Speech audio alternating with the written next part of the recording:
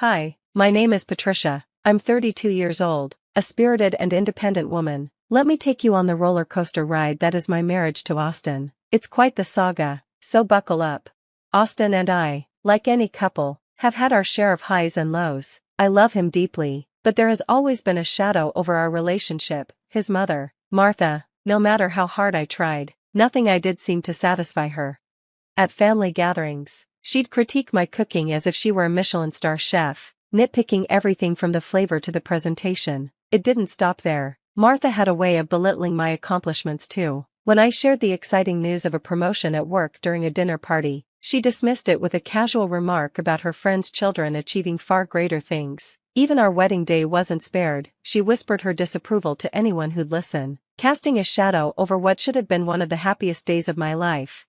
You'd think Austin would defend me, but he seemed blind to her behavior. His silence cut deeper than Martha's words. I wished he'd stand up for me, for us. His father, Raymond, would occasionally call out Martha's actions, but I needed Austin to do it. Each time he remained passive. It felt like a small, sharp cut, a painful reminder that I wasn't his priority.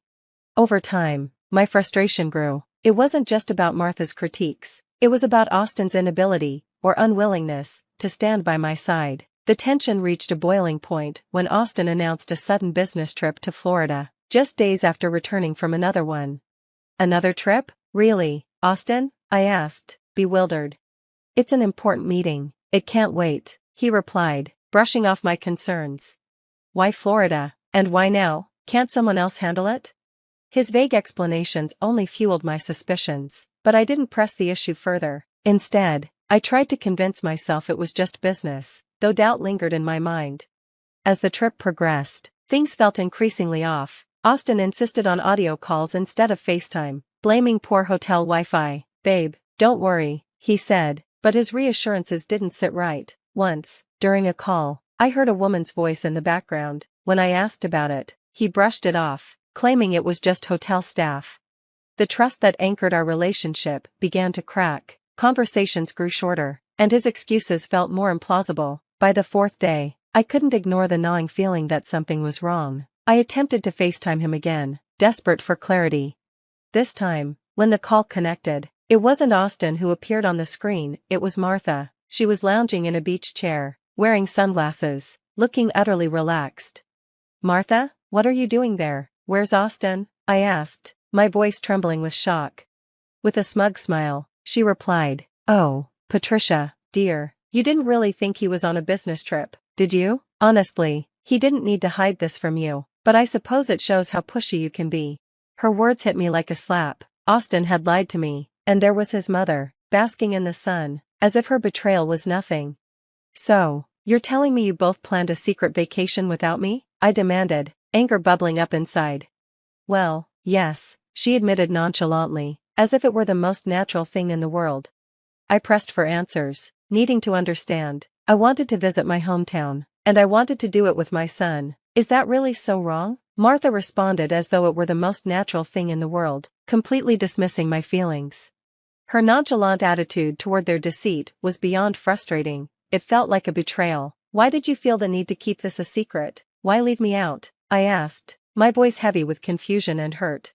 Martha answered calmly, This trip was meant just for me and my son. It's our special time together.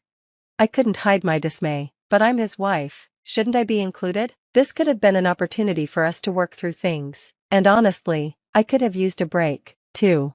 Her response was blunt, almost indifferent. Well, you didn't get a vacation. Sorry about that, but that's just how it is.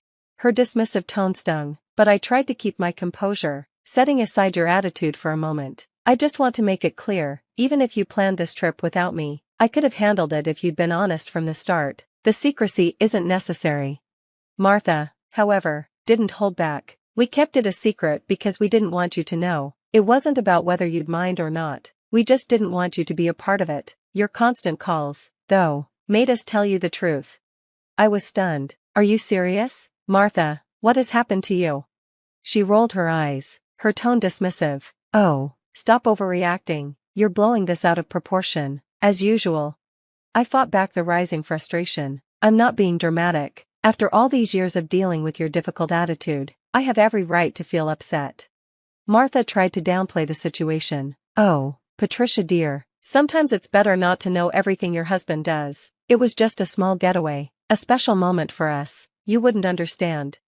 Her words stung like a slap. Betrayal, anger, and sadness hit me all at once. They had planned this intentionally, keeping me completely in the dark. The weight of their secrecy made me question what else they might have hidden from me. How often had these secret trips taken place? Why had they gone to such lengths to exclude me? As the trust one had in Austin began to crack, I was interrupted by his voice, tense and strained. Mom, why did you pick up the phone? What's going on? Martha's voice was firm. It's time Patricia knew the truth. It's been 5 days. Austin quickly snatched the phone from her, his face draining of color as he realized how deeply his lies had entangled him. He looked at the screen, knowing he was caught. Why did you lie about the business trip, Austin? The Wi-Fi was working fine the past few days, wasn't it? I demanded, my anger and confusion building. I didn't want to upset you, he admitted sheepishly. Well, of course, I'm upset, I snapped. I thought you were avoiding me. It's odd that you want to spend time with your mom. But Austin, you've been neglecting our relationship. I felt distant from you. If you just wanted time with her, you should have been honest. Even if I'd been disappointed about not being invited, it would have been better than feeling like you were keeping secrets from me. Austin tried to justify his actions, but it was clear he hadn't thought through how this would affect me. Austin, I said, frustration rising in my chest, I wouldn't have been upset if you'd just been honest. It's not about the trip, it's about the secrecy. And honestly, when I heard women's voices in the background during your calls, I started to think you might be cheating. I exclaimed, the hurt in my voice unmistakable. What? No way, Austin shot back, clearly shocked by my accusation. Yeah, well, when you keep things from me, what am I supposed to think? I replied bitterly. I have a special bond with my mom. Sometimes we just need our space, Austin tried to explain. In Florida? Of all places? You both hate Florida, and what about visiting Jess? Weren't we supposed to see her together? My questions hung in the air, unanswered, and I could feel the weight of my disappointment growing. The inconsistencies in his story were impossible to ignore. I confronted him, my voice firm. So this secret was just between you and your mom? Did your dad even know about it? Austin stuttered, I can't talk right now. Well, I hope this trip was worth it, I said, my voice unwavering, because when you come back, you might not have a wife to return to. Austin, please just wait, he pleaded, but I had no patience left. I ended the call and blocked any further attempts from him to reach me. Alone in my room, I paced back and forth, overwhelmed by a storm of confusion and anger. Why would Austin hide something so trivial? One thing I'd always believed was that small lies often pointed to bigger secrets. The idea of Austin secretly spending time with his mom was almost absurd. Part of me wished it was something as simple as an affair, something I could at least understand. His distant, secretive behavior, and his mother's meddling, however, were harder to grasp. I knew I needed advice from someone who might understand, so I decided to call my father-in-law, hoping he could shed some light on the situation. Hey, it's Patricia. I need to talk to you about something important, I said as soon as he answered. I poured out everything, the deception that was straining my marriage, the betrayal that was swirling inside me. I told him how Austin had fabricated a story about a business trip and how Martha seemed to revel in keeping me out of the loop, enjoying the control it gave her over our relationship. The weight of their deceit was suffocating. I could hear Raymond's shock and hurt in his voice. What? I had no idea about any of this. I'm so sorry, Patricia, he said, his tone serious and filled with concern. He paused for a moment before continuing. Martha told me she was going to Florida to mend things with her mother. I believed her. I corrected him, my voice firm. Austin just confessed. They weren't planning to visit Jessica at all. She doesn't even know about any supposed visit. Raymond's reaction confirmed how blindsided he was. I can't believe Martha would orchestrate something like this, he said, clearly dismayed by the web of lies his wife had spun, entangling all of us. It's one thing to disagree, but deceiving your own family? That's something else entirely. It's unforgivable. I felt the same. The deceit was too deep to simply overlook. They both need to learn a lesson, I replied, my anger fueling a new determination to set things right. Our conversation ended with plans and mutual encouragement to face what was ahead. I hung up, eagerly awaiting the outcome of Raymond's conversation with Jessica. Hours later, He called back with updates that only deepened the gravity of the situation. His voice trembled with a mix of anger and sorrow as he recounted the details. I told her everything, Patricia. Jessica was furious, absolutely devastated. She couldn't believe her daughter would go this far and deceive everyone, Raymond explained. She deserves to know the truth. Martha's been unbearable for too long, I replied, still reeling from the betrayal.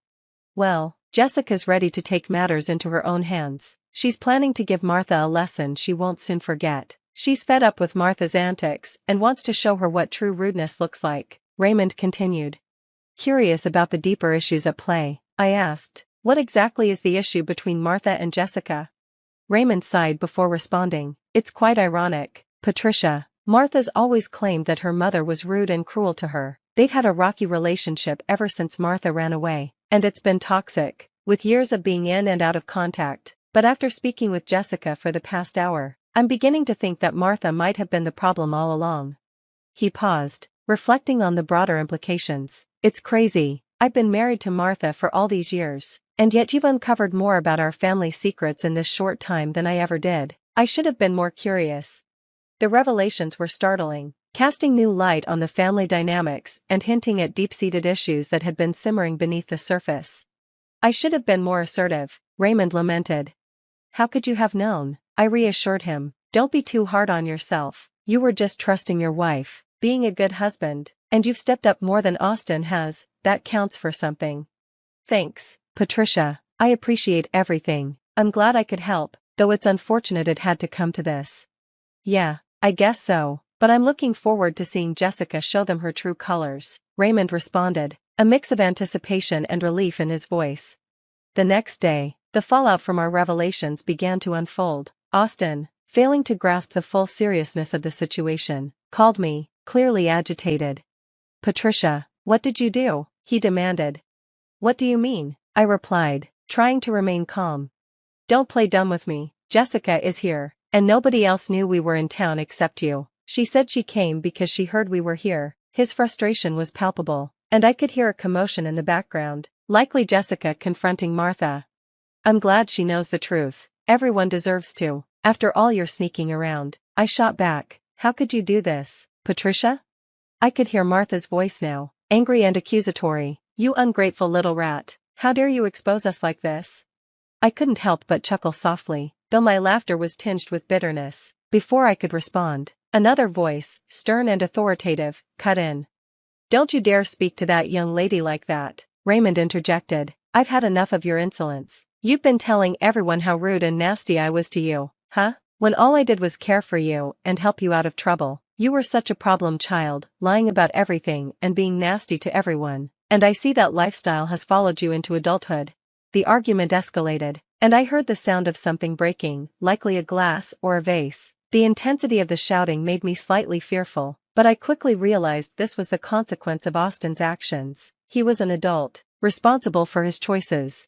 Over the next few days, Austin repeatedly asked for my forgiveness, claiming his grandmother was driving him crazy. Each time he called, I reminded him that this was his own doing. Meanwhile, Martha and Jessica continued their heated exchanges. I was surprised they hadn't been kicked out of the hotel where they were staying, given the chaos.